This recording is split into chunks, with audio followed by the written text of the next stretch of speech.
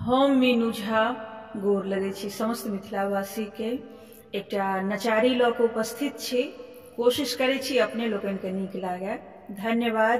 जय मिथिला, जय मैथिली। दूर दूर छिया छिया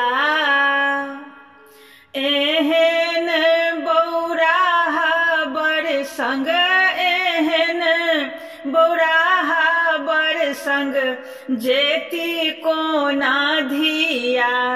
दूर दूर छिया छिया एहन बौराहा बड़ संग, एहन बौराहा बड़ संग जेती कोना धिया। दूर दूर छिया छिया पाँच मुख बिच शोभनी तीन आखिया।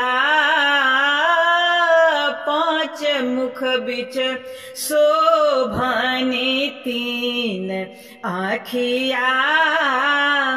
सह सह नाचै छनि, सह सह नाचै छनि साँप सखिया। दूर दूर छिया छिया एहन बौराहा बड़ संग जेती कोना धिया। दूर दूर छिया छिया काख तर झोरी शोभन धथुर के बिया। काख तर झोरी शोभनी धथुर के बिया। दिगंबर के रूप देखी, दिगंबर के रूप देखी साल मैना कहिया। दूर दूर छिया छिया एहन बौराहा बड़ संग जेती कोना धिया। दूर दूर छिया छिया जो कदाचित धिया के विष देथिन पिया। जो कदाचित धिया के विष देथिन पिया।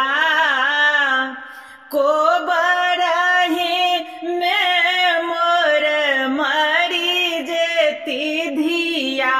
दूर दूर छिया छिया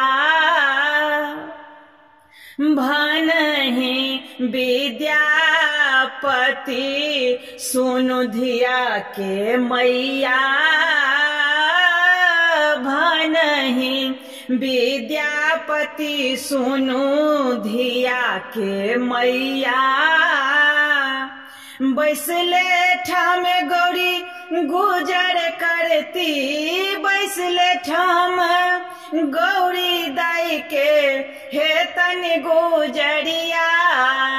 दूर दूर छिया छिया